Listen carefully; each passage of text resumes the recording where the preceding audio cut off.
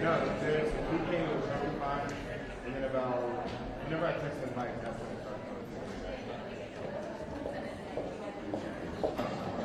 It was pretty close to 75.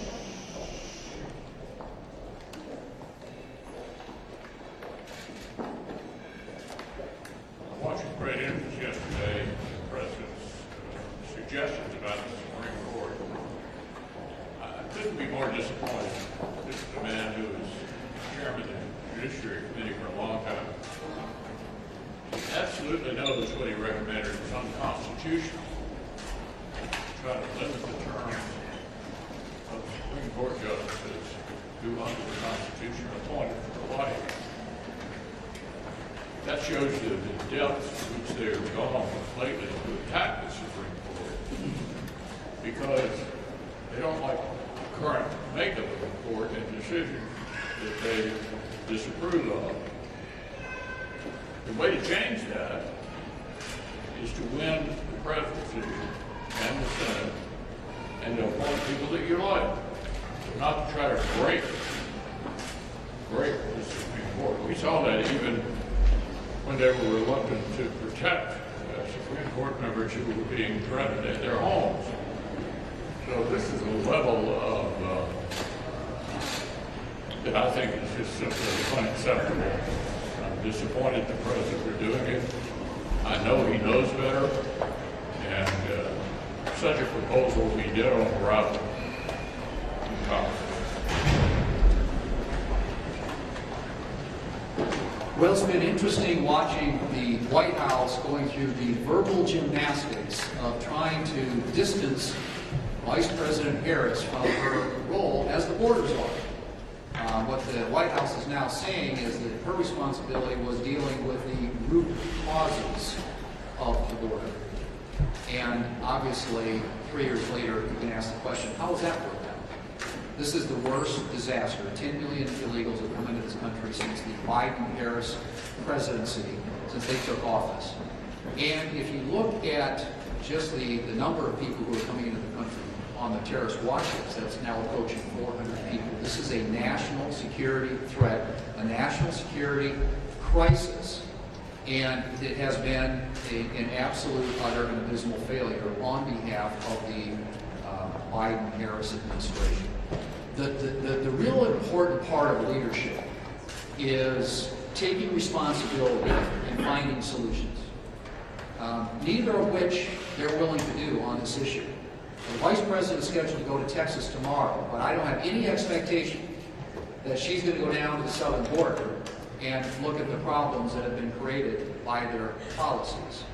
But the fact of the matter is, this administration and their policies have led us to where we have a disaster that is unprecedented in American history, made simply by their own policies.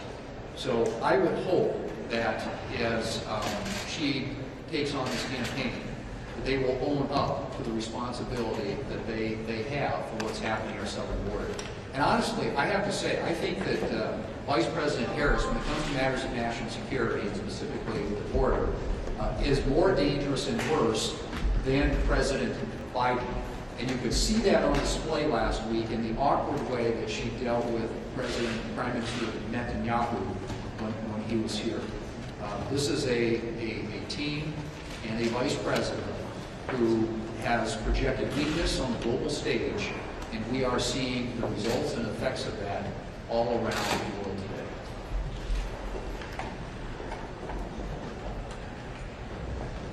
today. The Democrats have successfully benched their starting quarterback, Joe Biden, and replaced him with someone equally incompetent but much more liberal to call the plays. As Vice President, Kamala Harris has been leading the cheers for the party of high prices and open borders.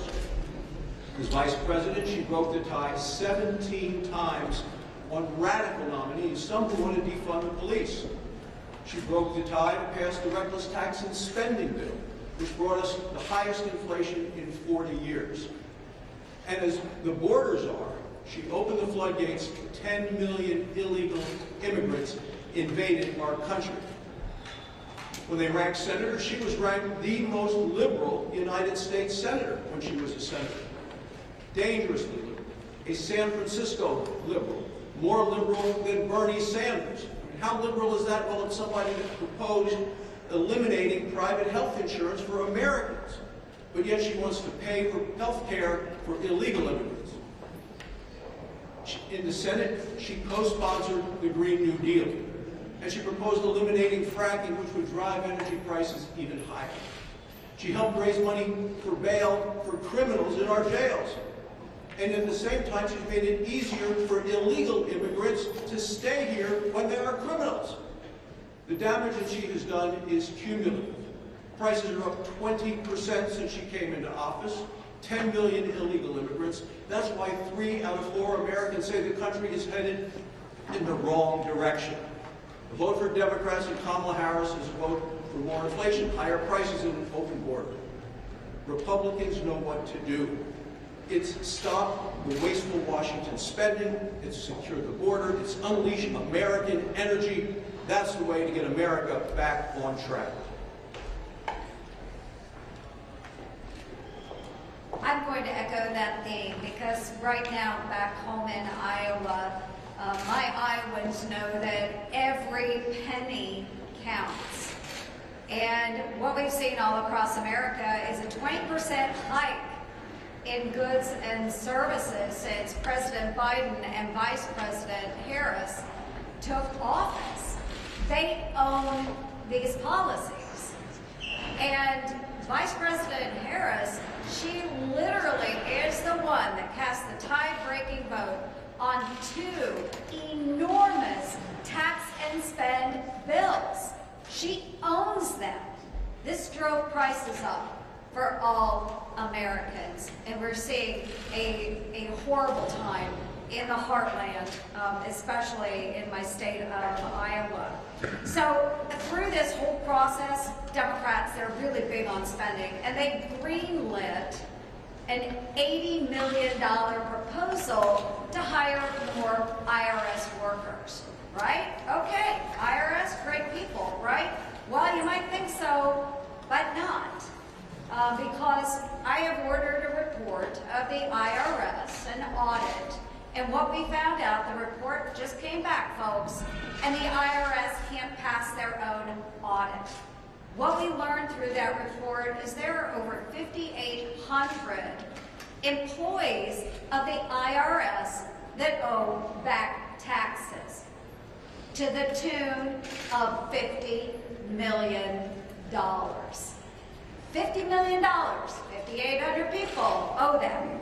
So the IRS employees that owe this, you know, they are the same ones that are out there promoting through the IRS that tax evasion is a serious crime. Seriously? And they have 5,800 tax evaders. So my Audit the IRS Act ensures that the Biden-Harris IRS army is forced to live by their own rules. Why are we hiring people that won't even live by their own agency's rules? Honest taxpayers shouldn't have to pay the salaries of tax evaders. Right? Common sense, folks, common sense. It's time to tell all of these IRS bureaucrats, you're fired.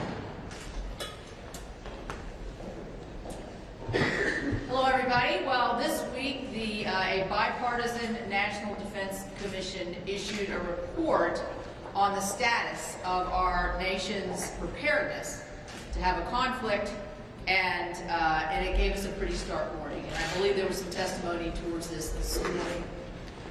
We see what's happening in Ukraine with Russia. We see what's happening in Israel with Iran proxies. And we certainly saw what just happened with Hezbollah launching a missile into Israel that killed 12 people at a soccer game, most of them children. These are brutal, brutal terrorists. And the messages that came from this report, when we see what's going around the world, and certainly China is at the forefront here, is that we are facing very challenging threats. And we're unprepared, or we're ill-prepared. We're not ready. So some of the findings is that the American public, as the public, were largely unaware of the cybersecurity threat, which is one of the premier threats we see across the country, across the world. The U.S. homeland itself, in this report it was said that the U.S. homeland itself could be the target for a significant public impact in the coming years. So, we talked a lot about cybersecurity. I mentioned it earlier. I just wrote an op-ed talking about the threats of cybersecurity. We saw what happened with CrowdStrike and how that could take, and that wasn't even a cyber attack. That's just how, I think, volatile and damaging an attack through our IT and our technologies can be.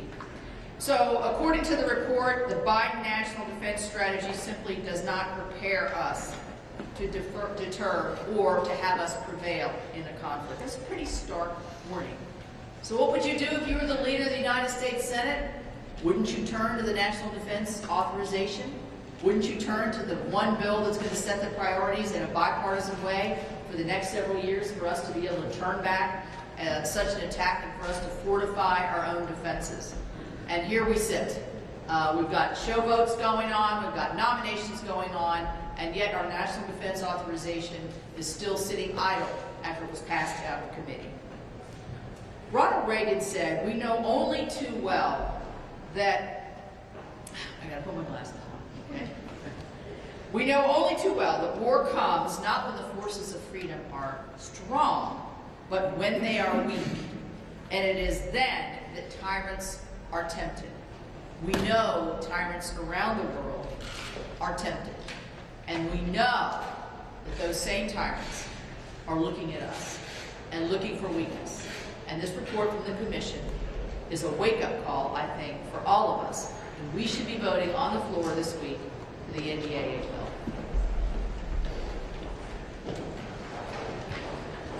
bill. If you like San Francisco politics, you gotta love Kamala Harris. Going back to March 24th, 2021, Joe Biden appointed Kamala Harris the border czar. In fact, here's the transcript of what Joe Biden said that day about his newly minted border czar, Kamala Harris. Quote, "I can think of nobody who's better qualified to do this. She is leading the effort. She knows what she is doing." Well, clearly, she did not know what she was doing. And enabled by Senate Democrats, we've seen the border go from bad to worse. It's gone from a crisis to a catastrophe. Now 10 million illegal border crossings and counting.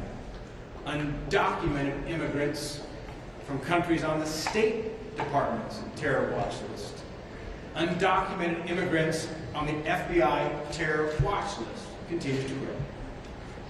An illegal who was released into the United States shot a San Antonio police officer with a long rifle this past weekend. We should expect nothing less because Kamala Harris has said numerous times, by the way, despite trying to scrub her record, she said an undocumented immigrant is not a criminal. If anybody doubts that, take a look at her tweets when she was serving with us in the U.S. Senate. There's a reason why she was ranked the most liberal U.S. senator during her time in the Senate. By the way, they're trying to scrub that. That was on GovTrack. They're trying to get that removed digitally. But you know what gets worse? You remember that famous interview with NBC's Lester Holt? He pointed out to Biden's border czar, Kamala Harris, in an interview that she had not been to the border after she claimed she had. Do you remember her response? She was a bit flustered and said, "And I haven't been to Europe." So I brought along a little chart here. Washington, D.C. to London's about 7 hours.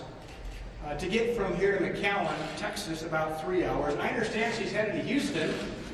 Might suggest a trip down to McAllen, Texas, and check out the southern border. You know, there's a big difference, though, between Europe and our southern border. Because Joe Biden's border crisis is Kamala Harris's failure.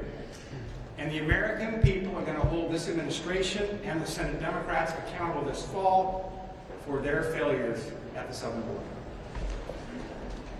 I wonder if you all have noticed that maybe that's a new sort of no tie. National. When he wasn't on television, he was not so careful. Casual Tuesday. Given your staunch support for aid to Ukraine, does the selection of J.D. Vance give you any pause since he's a leading opponent of aid to Ukraine? Well, look, I support the ticket. I also support Ukraine, and I'm going to be arguing no matter who gets elected president. As Shelley was just pointing out, it's not just Ukraine. We've got worldwide organized authoritarian regimes talking to each other.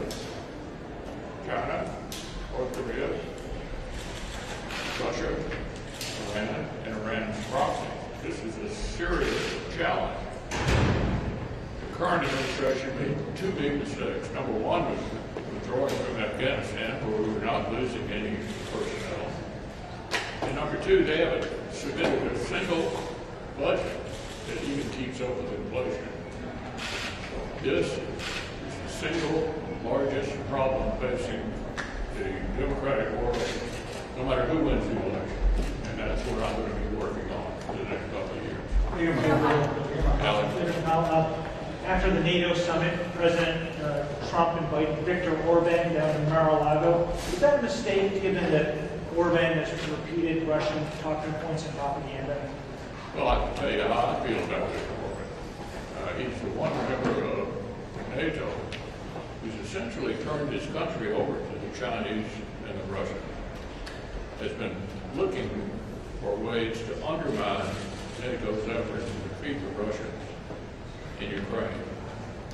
So Viktor Orban, I think, has now made Hungary the most recent problem in NATO. We used to think of the Turks as sort of being never quite with the team. I think Orban has replaced the Turks, and is clearly the weakest member of NATO.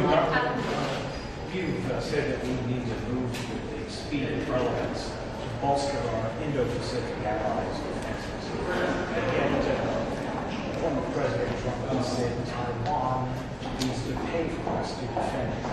We're no different than an insurance company. Do you disagree with that? And do you think a Trump administration would intervene militarily to defend Taiwan and China? Well, we don't know yet who's going to be the new administration, but it's pretty clear that our allies in Asia, and now you can add the Philippines to the group, are all concerned about Chinese aggression. They are watching what happens to Russia and Ukraine carefully. You all heard the Prime Minister of Japan a few weeks ago talking about Ukraine in his address to Congress.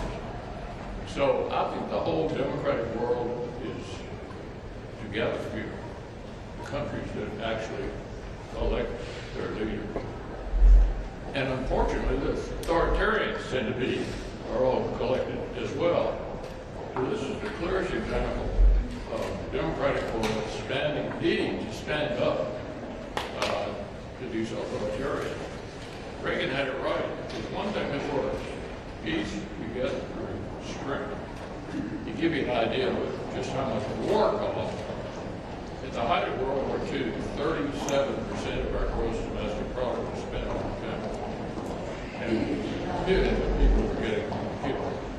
It's a lot cheaper to have strength and advantage than it is to showcase weakness and have to deal with the aftermath. Senator McConnell, on taxes?